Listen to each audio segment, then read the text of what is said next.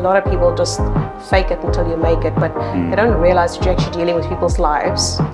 And by faking it until you're making it, you're actually disrespecting the people's.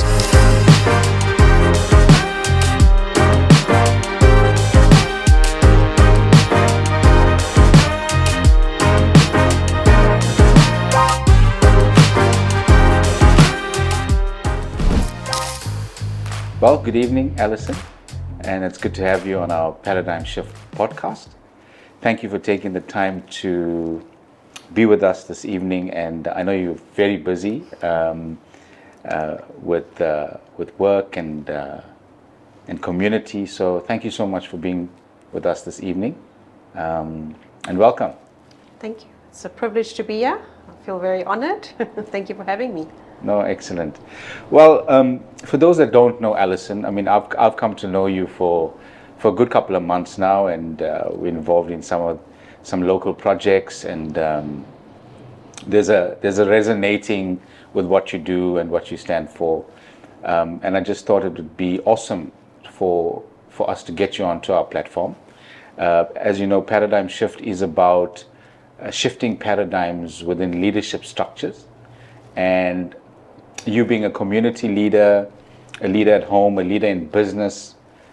So we just wanted to extract and excavate some of your knowledge and experience. So for those that don't know you, who is Allison Schoeman?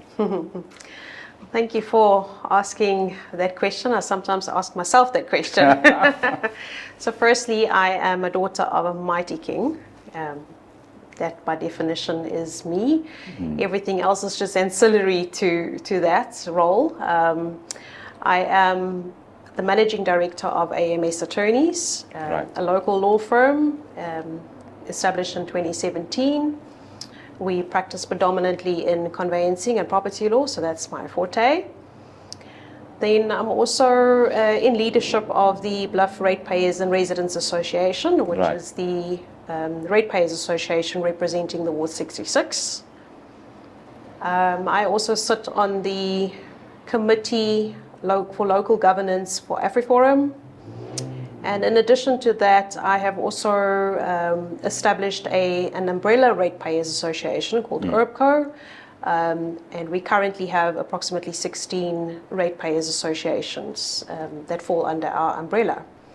So I've been very involved in various community initiatives, and we just focus on uplifting the Bluff as well as uplifting Durban in particular, and advocating for community rights within the eThekwini region. Excellent.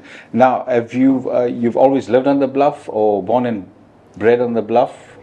Pretty much my whole adult life. Okay. So anything that matters has obviously happened on the Bluff. Yeah. We did move away from the Bluff for a period of about 4 years in about 2007. Unfortunately, at the time, properties were so expensive we couldn't afford to buy a property on the Bluff, so we bought in Montclair. But we soon started realizing that Montclair was also not going to be where we were going to stay for the rest of our lives. So 4 years later, we came back to the Bluff, and we've been on the Bluff ever since, living in 2 properties, Admiral Road for most of that, and since COVID, 2 days before COVID, we moved into our property in Smith Drive, and that's where we've been. No, excellent. And I love the legal faculty, jurisprudence. Myself worked for a law firm back, in my early days, formative years of corporate. What drew you into law?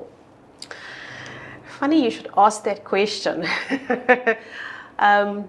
It's a little bit of spiritual and a little bit of natural. Wow. So I remember, I think I was around 16. My parents had taken an additional bond on their property, and the conveyancer came to our house to sign the paperwork, and I was fascinated with the way he carried himself, and I started asking a lot of questions about law and about becoming an attorney. But that's essentially where it stayed. Okay. I didn't come from a very wealthy family, so going to university was never on the cards. When I finished school, I worked for the bank. Literally, I just took whatever job I could find that was going to pay the bills. And I went through a divorce, which didn't, it was quite sad. I had 2 children from there. And then my husband now, which is my soulmate, we started dating, and I think about a year into our relationship, I again mentioned that I wanted to become an attorney. And it's not that we had money free flowing, but Right. we sat down, we discussed it, and we moved some things around, and we managed to make it work for me to go to law school part-time. And that's what I did. My child was born in August, and in December that year I registered for my LLB, and I took 2 subjects per semester. And 7 years later, I finished my LLB. Wow, that's an amazing story. Yeah. And I think, it's just an encouragement. I mean, you're certainly walking in leadership shoes, and that's your domain currently. But it's such an encouraging story. It's a testimony to those that may have had dreams and desires but put it on hold. Yeah. But it's never too late to explore those. Absolutely.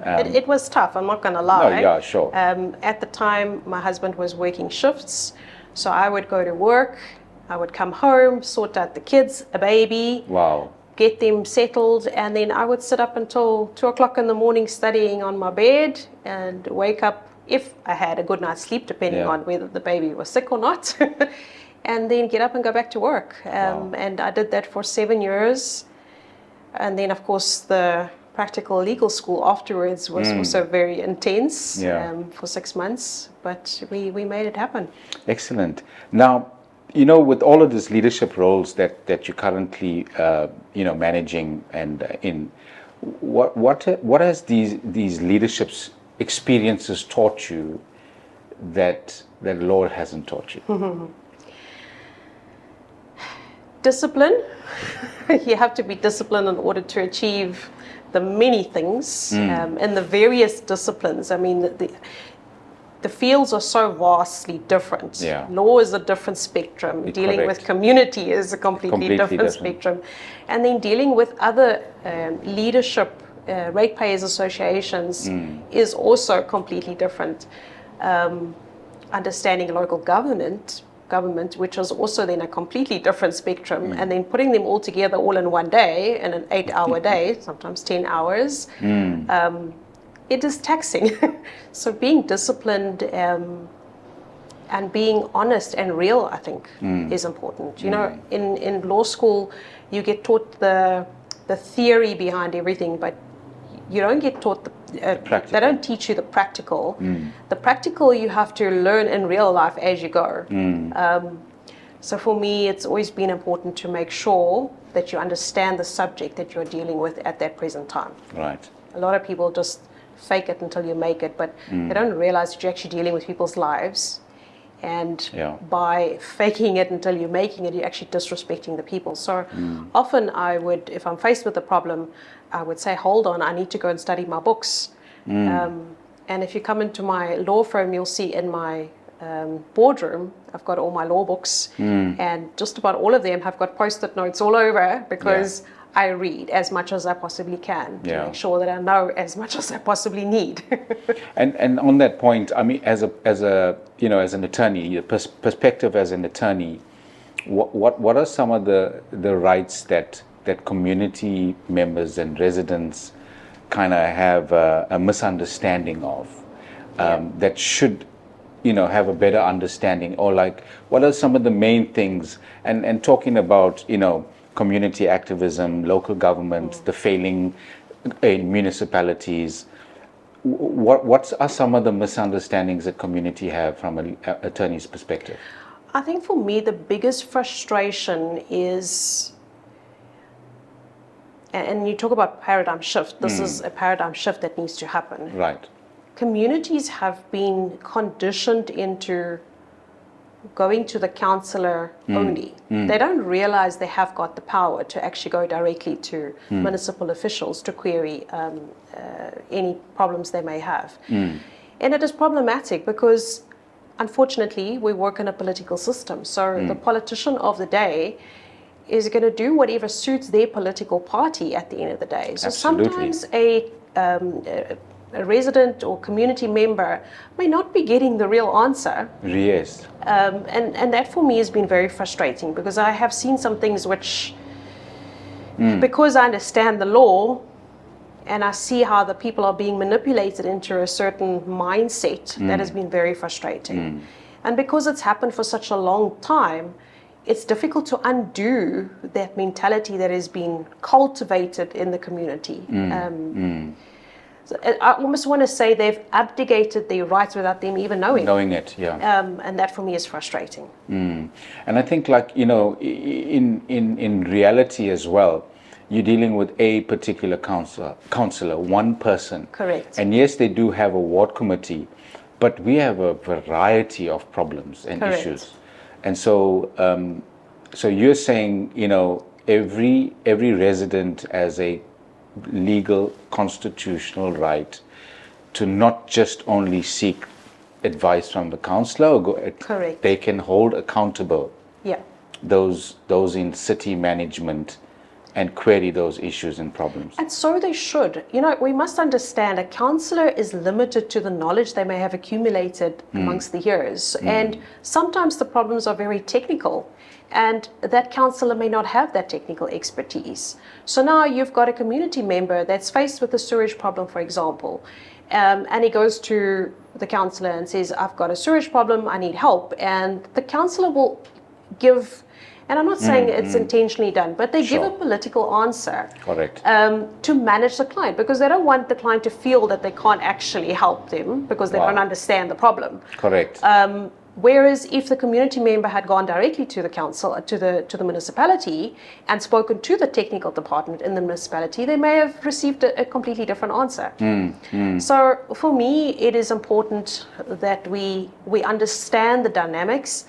I don't agree with the whole councillor system. Right. I think it is designed to keep the community at a distance from the local government, and that is not what local government is about. Local government is supposed to be to get closer to the people.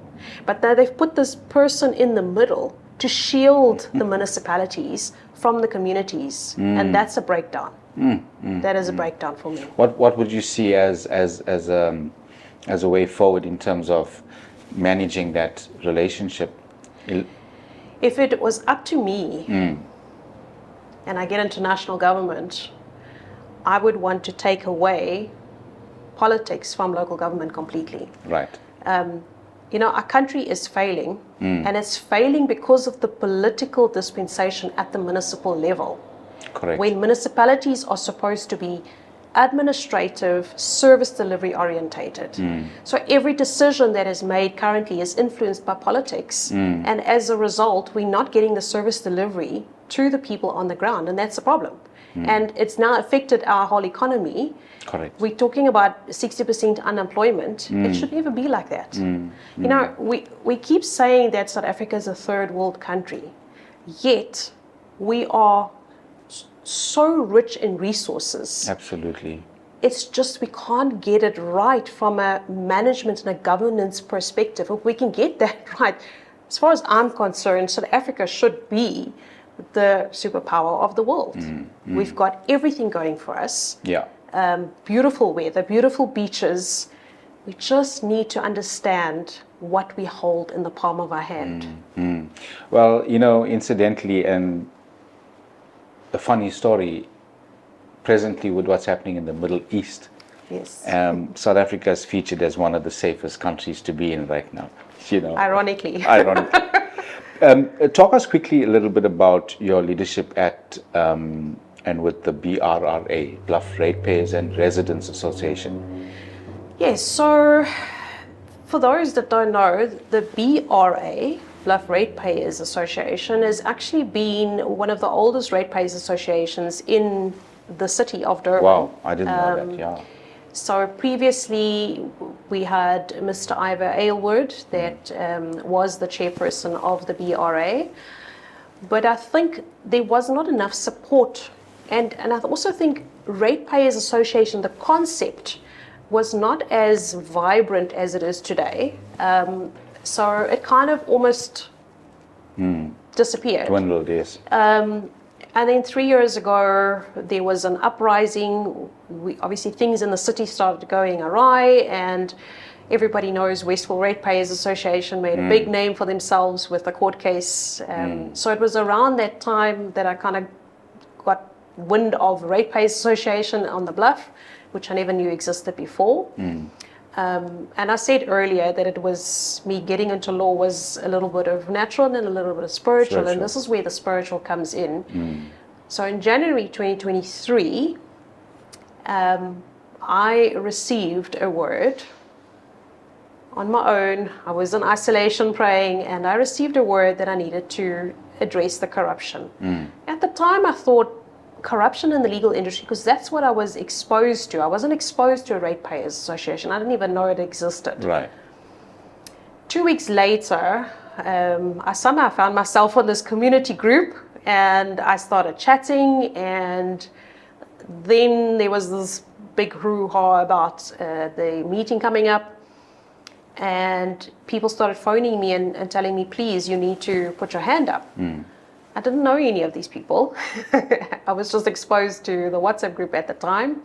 And on the morning of the meeting, I had actually decided, no, I'm not going to go. Yeah. At that stage, I still didn't put together that the word I got was actually linked to all of this. To where you, yeah.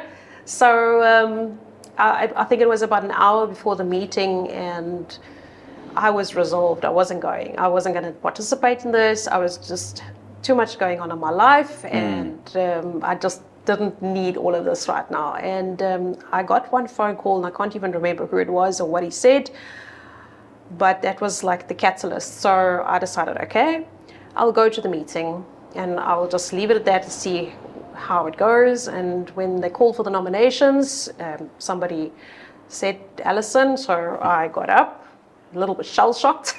Yeah. And as I said, I didn't know anybody. I just said, this is who I am. I'm an attorney. And I left it. And I was then elected as the vice chair of the Ratepayers Association, and Norman was the chair, elected the chair. I then obviously got to meet the other leadership, and we gelled very well in the beginning, I must say. It was quite a good partnership. We then decided we need to bring the whole of the Bluff in on this association, because up until then it was only for ratepayers, and we felt that it was important. There are many tenants that have lived on the Bluff, and I was one of them, Right. for close to a decade, maybe even longer. So it would not be fair to not Exclude include them. Yeah. So we changed it from just the ratepayers to the Ratepayers and Residents Association to Okay. accommodate and be more inclusive. And that led to a very crazy journey, meeting both the mayors. We had Mayor Kaunda. He did not like me very much because I cornered him during the one municipal meeting and served a document on him and took a video of it. He claimed Poppy. I'm like, no, my dear, you're a public official. This is a public meeting. There's no such thing as Poppy. But anyway. The new mayor I also met. We had a prayer meeting in his private Good. Nice. private meeting. We prayed for him. Very nice man. Right. I do respect him. The other one not so much.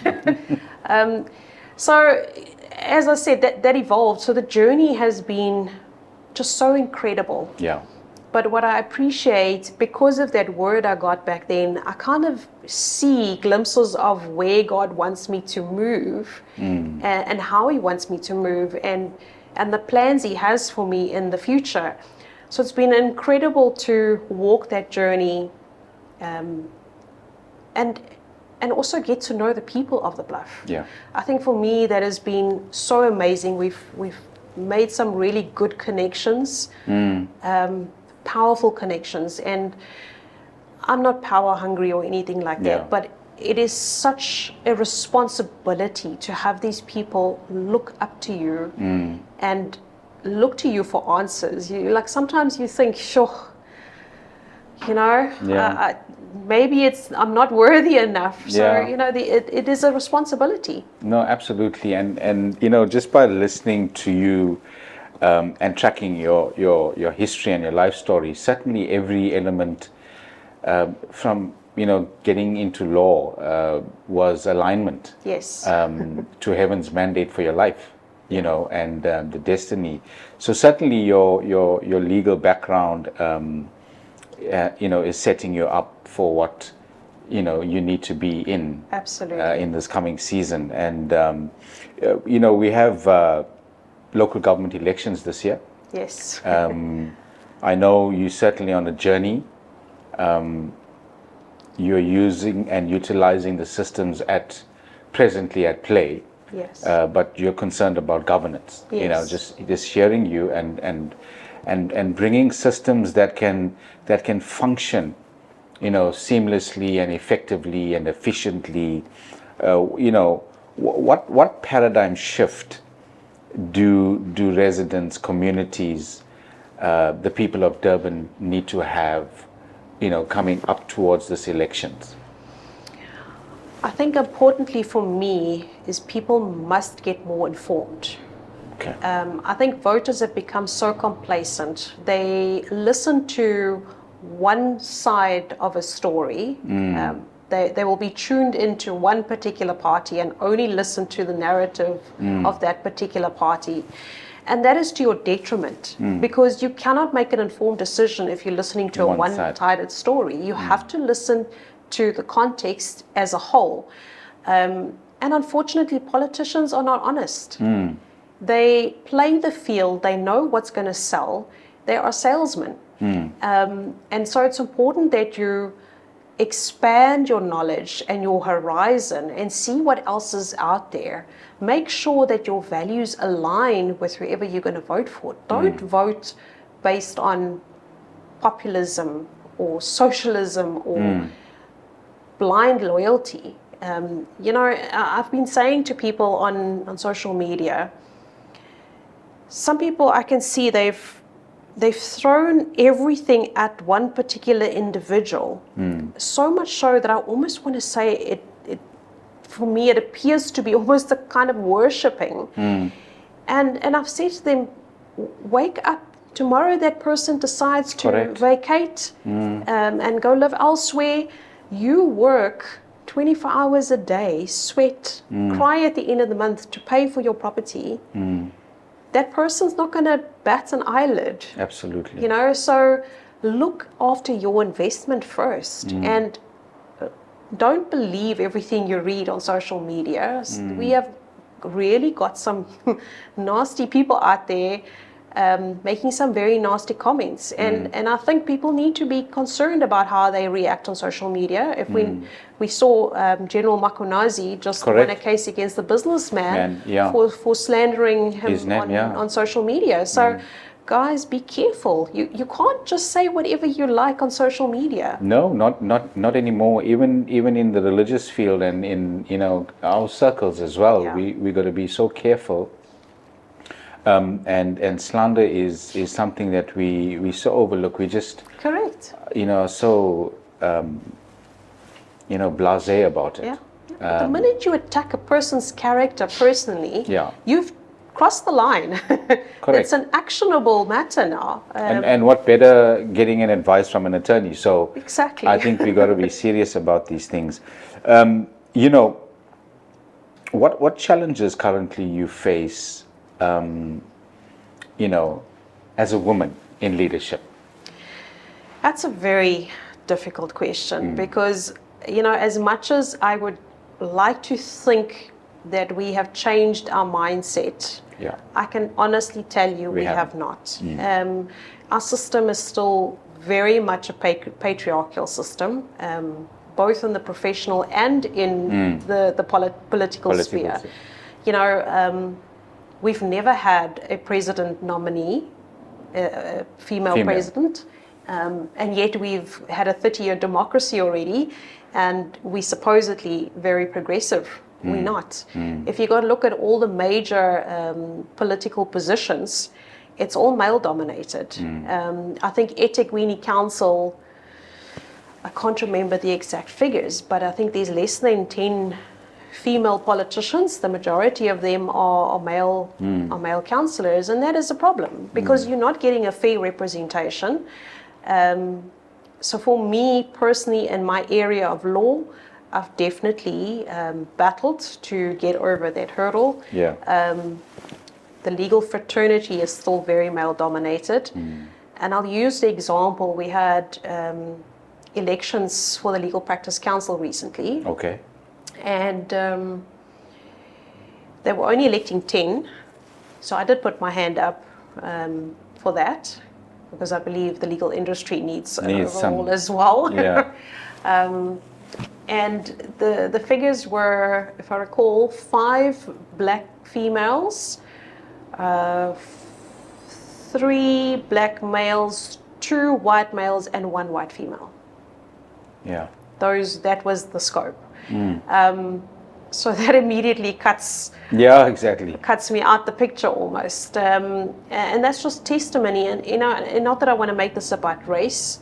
We have to change. We have to have a big paradigm shift there as well, because we must stop appointing people on race. It has to be merit-based.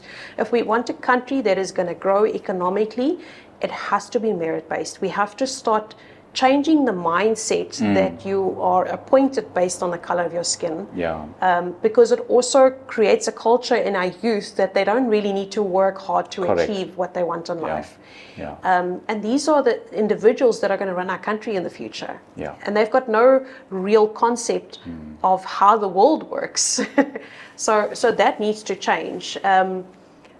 Where the person is suitable, they must receive the position. It needs to be as simple as that. Irrespective 100%. Of whether they're male, female, black or white, Indian or colored, it shouldn't be about that.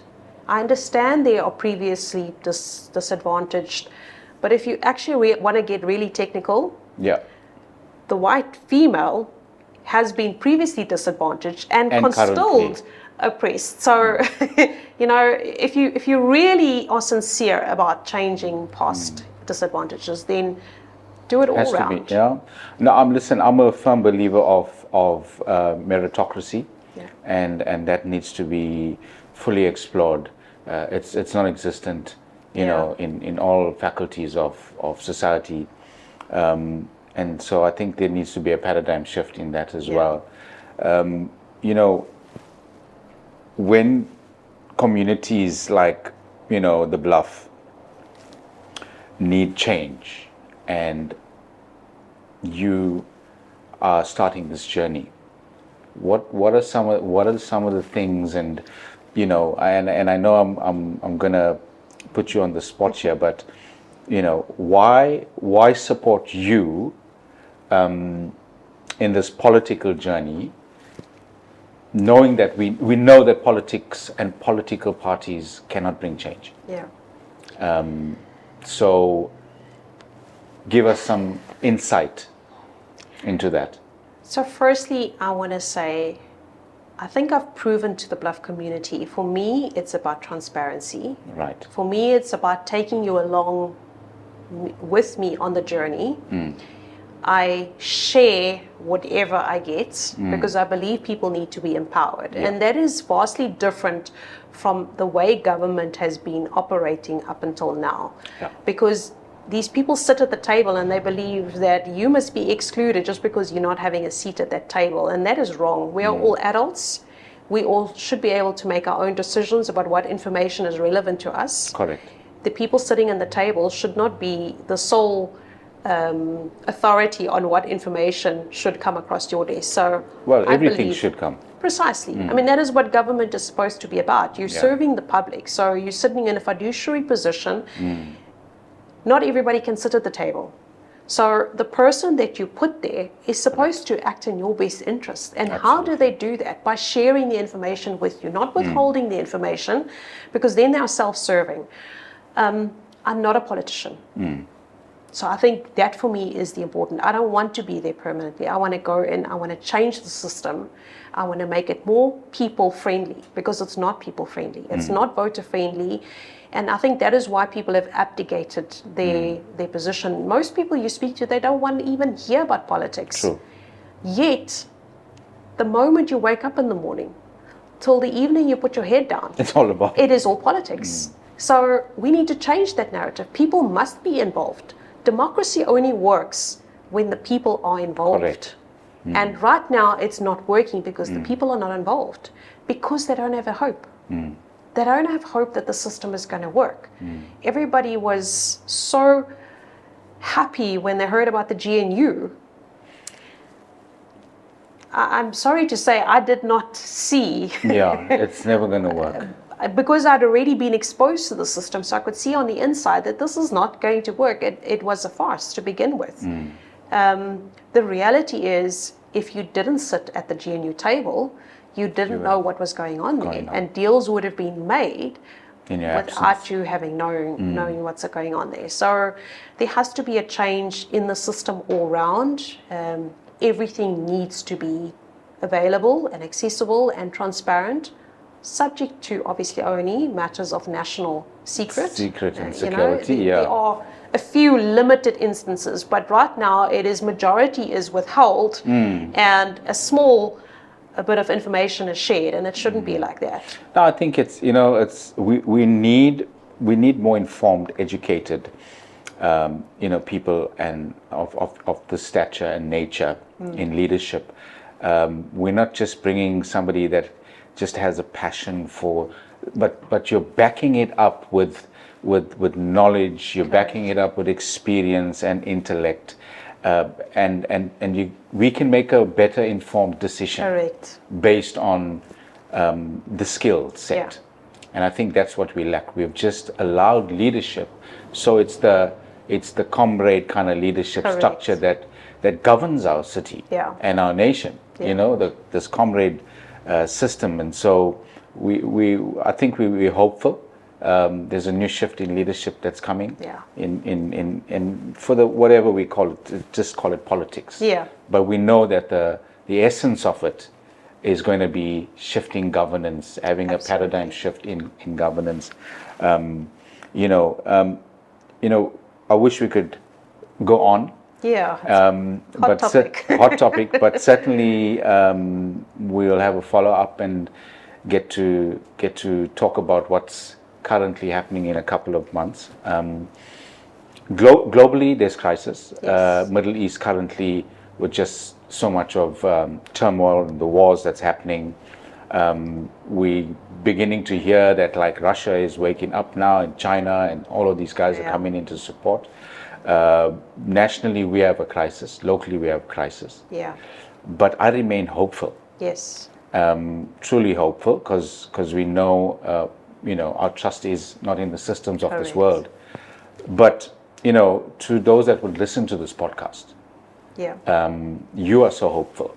You're confident in the deposit of grace in your life and where God is leading you in such a, turmoil. As we close, what encouragement can you give to those listeners and viewers? So for me, everything obviously goes spiritual first. And because I know who I am and where I fit into the kingdom, I'm not concerned. I once was told, God has a bird's eye view of everything. So he already knows what's going to happen. And I don't believe that he will allow his children to suffer any considerable harm. So rest in the hope that God is in control of everything. And no matter how bad the situation may seem, the Bible promises us whatever is meant for evil or for bad or for harm, he will use it for good. So some good will come out of it. So remain positive, remain focused on where you are, get connected to the vine. Make sure you've got oil and you're not like the 5 foolish virgins that were not ready when God came at the midnight hour. So once you focus on getting your oil, you will not worry about what's happening in the world. Right. I've just every now and again briefly look at what's happening. I'm actually quite excited because the more I see what's happening there, the more I realize Jesus is coming soon. So I think if you're a child of God, you're not concerned about all of that because you're excited as to where we are heading. So get connected, stay connected to the vine, and don't worry about everything else. God's got it. Yeah, 100%. And, I think, your resilience is inspiring, and we're so excited. We wish you well in all of the endeavors. And we know that you certainly are poised and you are, full of energy and grace to bring great impact. Thank you. We could see it, we could sense it. But you still run a business as well. Yes. So, we'll post up the details. Thank you. On the page as well. But if you just want to, closing, just some of the services as a legal practitioner that you offer and you specialize in. So some of the guys that need need a good attorney. Yes. And not for free, but because, got to pay the bills. You got to pay the bills. At an expert in, your field, support women in business, support kingdom businesses. Absolutely. So my speciality, my love, my passion, my bread and butter is obviously conveyancing. So when you sell or buy a property, I'm the person you contact. And we also do estates, although I do outsource. I work with a consultant of my estates, so I don't handle them personally. Anti-nuptial contracts, obviously, there's a positive side in life sometimes, and there's sometimes not so positive. So I can handle both sides of the coin. But my love and my passion is the property transfers. It's always nice to be able to click that registration button and know that a new family is moving into a new home where they're going to make new memories. Some of them are starting a new family. Wow. And then in 5 years' time, when they come back and they're ready to upgrade, and they come back to me, and then I see how the family has grown. So for me, that's very exciting. Excellent. As a family member and a mom, and knowing the memories I've made in my house, for me, that is very exciting. Excellent. We do a little bit of litigation, but right now, because I'm so busy with the Transnet case and a few other matters, I am not taking on any more litigation matters. So I normally will refer those. No, excellent. So AMS Incorporated. Yes. We'll post up the information after the podcast, and so they can contact you and hopefully grow the business as well. Thank you so much. Thank you so much for joining us. Look forward to seeing you again. Thank you so and much. all the best in the future. We're standing by you, supporting you as well, and chat to you soon. Thank you so much for having me. Excellent.